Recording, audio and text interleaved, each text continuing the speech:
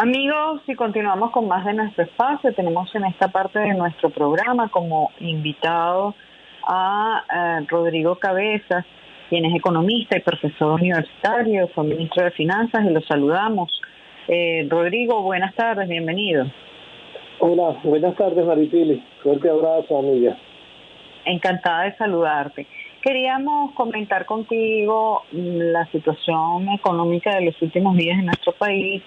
Hay mucha preocupación por los saltos que está dando el tema cambiario, el tema del dólar, que si sube, que si baja, que si lo aguantan, que si el Banco Central va a intervenir, etcétera. Bueno, no sé, ¿qué nos puedes decir?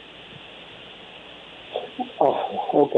Bueno, fíjate, me guía una premisa principal sobre el contexto de la economía venezolana, más allá de una coyuntura de un día, 2 días o de un mes, es el que no tengo ninguna duda de que las fuerzas de los desequilibrios económicos y sociales que dominan la economía venezolana superan la llamada normalidad de los bodegones, de las exportaciones para farmacias, supermercados, la dolarización transnacional y las importaciones sin aranceles. La coyuntura que estamos viviendo en estos días sobre el tipo de cambio es claramente explicable. Dos razones de tipo de coyuntura y una razón de tipo estructural. Te las digo, voy rápido, trato de resumir. Sí, claro. Dos razones de la coyuntura que están muy claras. La primera es que en semana y media el Banco Central de Venezuela, los bancos dejaron de ofertar divisas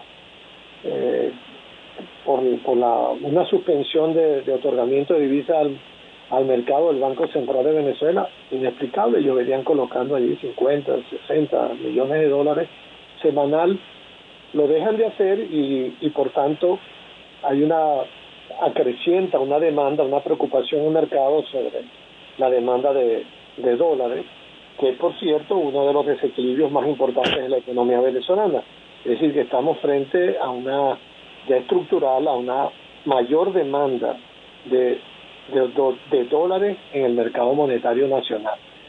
Y por supuesto esto ocasiona pues la incertidumbre de la búsqueda de dólares para sectores económicos, productivos, en fin, que se vieron no atendidos por el proceso que el Banco Central tiene con los bancos. La segunda razón es que unos cuantos bolívares en circulación en esta semana por el éxito que tuvieron el movimiento de los trabajadores del sector público para que se les pagara el bono ocasional como debería ser, me incluyo como profesor universitario, y esa masa de bolívares importante fueron beneficiados cerca de 3,5 millones de trabajadores del sector público, también de la administración descentralizada, de las universidades, los pensionados y jubilados, y por supuesto esa masa de bolívares salió también en la búsqueda de dólares. Eso es lo que en la coyuntura permite explicar que haya un salto de coyuntura que sobrepasó los 8 bolívares el tipo de cambio. Y la estructural, la que está ahí presente, la de fondo, la verdadera, es que se continúa artificiosamente sosteniendo el tipo de cambio sin ganar estabilización real, porque hoy, en este momento en que tú y yo hablamos, el tipo de cambio se ha devaluado ya 74% de enero a agosto. Entonces, ¿quién puede presentar como una victoria macroeconómica que un tipo de cambio en 7 meses se pueda devaluar 74%?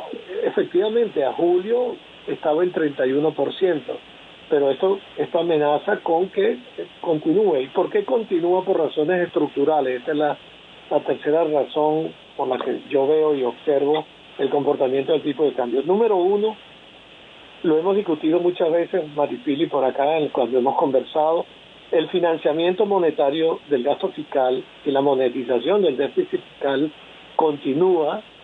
El Banco Central, de acuerdo a la estimación presupuestaria de este año, debe dar el 48%, financiar el 48% del gasto total de la República, y esto tiene un impacto sin ningún lugar a duda en materia inflacionaria y que golpea el tipo de cambio, la estabilidad del cambio.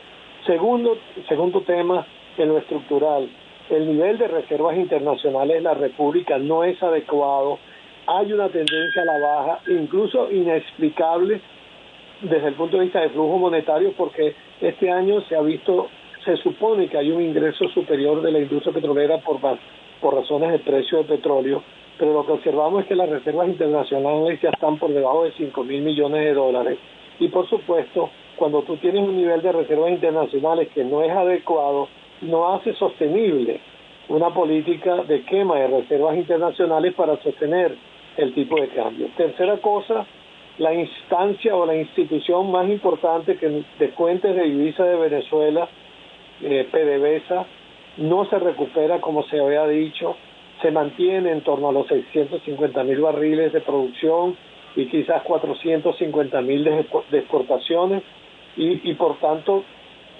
sigue esto golpeando a la economía desde el punto de vista global como la gran fuente de divisas que está totalmente achicada. En cuarto lugar está nuestra propia inflación. La inflación venezolana, la inflación interna, es mayor que la inflación mundial, y por tanto esto, apreciando el tipo de cambio, lo obliga a ajustarse y tiene un impacto en el cambio, en el cambio que se produce en los precios de los bienes y servicios que se están importando. Es decir, estamos sin duda frente a una mayor demanda de dólares, que es uno de los desequilibrios por el deterioro de la capacidad de nuestra moneda nacional. Y finalmente digo, un elemento estructural que está allí es el contexto de inestabilidad política, el aislamiento de los mercados internacionales de deuda y de financiamiento por impago, por las sanciones económicas impuestas por el gobierno norteamericano, que en general todo este contexto no hace prever que haya un proceso de recuperación profundo, con la categoría más importante para iniciar la recuperación para la economía, para un caso como la economía venezolana, que es la inversión. En junio de este año, vi Riesgo País, que es el indicador más importante de todos los inversionistas serios del mundo capitalista. Bueno, el Riesgo País de Venezuela en junio estaba en 33.300 puntos, y cuando tú observas, pues ese número podría decir nada, pero tú lo tienes que comparar. 33.300 puntos frente a Uruguay, que tiene 147, o Chile 180, Brasil, nuestro vecino más importante, el coloso económico, con un Riesgo País de 325, o México, con todos sus problemas, 428 Riesgo País, o Colombia, el país que ahora conduce Petro, con un Riesgo País en junio de 396. La gran pregunta que uno se hace con este número es: ¿para dónde van los inversionistas? ¿A dónde van a colocar sus dólares o sus capitales? Obviamente es muy difícil que los vengan a colocar aquí en este contexto, y esto hace que tengamos una situación de inestabilidad creciente y permanente del tipo de cambio. Ya. Ahora, en tu posibilidad, en la expectativa que tú evalúas, ¿crees que efectivamente una intervención del Banco Central puede estabilizar el tema del precio del cambio del dólar, etcétera? ¿O tú crees que sería que no hay manera de detenerlo? Tengo la convicción de que los instrumentos que han utilizado para detener la inflación son insostenibles. Un esquema de retraso cambiario con nivel crítico de reservas internacionales es insostenible en el tiempo. ¿Hasta cuántas reservas internacionales más van a quemar? Van a llevar las reservas internacionales a 3.000 millones de dólares. Lo dudo de verdad. Entonces, por supuesto, en el corto plazo sí podría decir que va a una intervención del Banco Central de Venezuela, como lo venía haciendo a lo largo de este año. A ver, hasta junio de este año, la intervención del Banco Central de Venezuela había contenido el tipo de cambio, pero lo había contenido con un deslizamiento de 31%. No es que lo dejó en 4.58. Está bien. Es posible que contenga el tipo de cambio cercano a 7, pero lo contenga, desacelere el crecimiento de la depreciación, pero no va a evitar detener que haya devaluaciones sucesivas hacia diciembre. Eso es imposible. En diciembre volveremos a hablar y sabrás tú, y sabré yo, y sabrá el pueblo de Venezuela que no tenemos un tipo de cambio de 7 en diciembre de este año. No lo tendremos.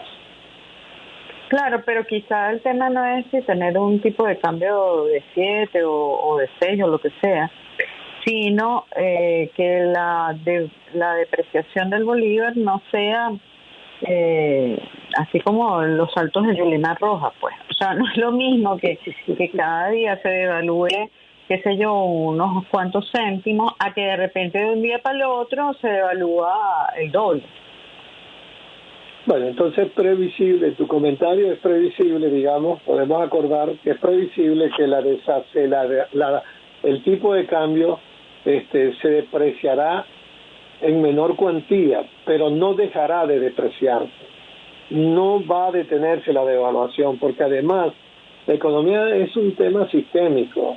Lo que están haciendo con el comportamiento de las tasas de encaje legal sigue golpeando el crédito bancario. Muy bien, entonces tienes un elemento que no coadyuva a la estabilidad macroeconómica. La inyección de estos dólares al mercado, quemando reservas internacionales sin lograr la estabilización verdadera, porque no hay estabilización del tipo de cambio. Te estoy diciendo, la devaluación está a julio 31%, y en este momento ya está por encima del 70% la devaluación.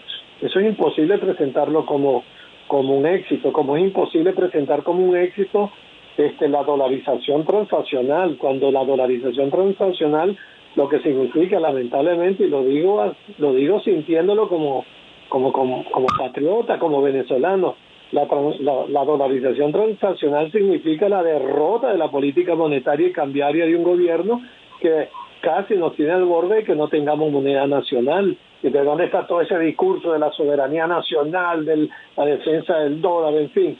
Ha sido 7 años de deterioro tremendo y de desequilibrios que, como todos sabemos, no solo están en el campo de lo económico, de lo fiscal, de lo monetario, de lo cambiario, sino los tremendos desequilibrios que ha traído la desigualdad en Venezuela para acceder a recursos, para acceder a salarios que te permitan superar eso de que tengamos 600,000 niños en este momento menores de 5 años en situación de nutrición infantil. Bueno, que no le preocupe, bueno, está bien, pero los que tenemos nietos y hijos nos preocupa y nos angustia. Pues quisiéramos que esto fuera distinto, ¿no? De verdad.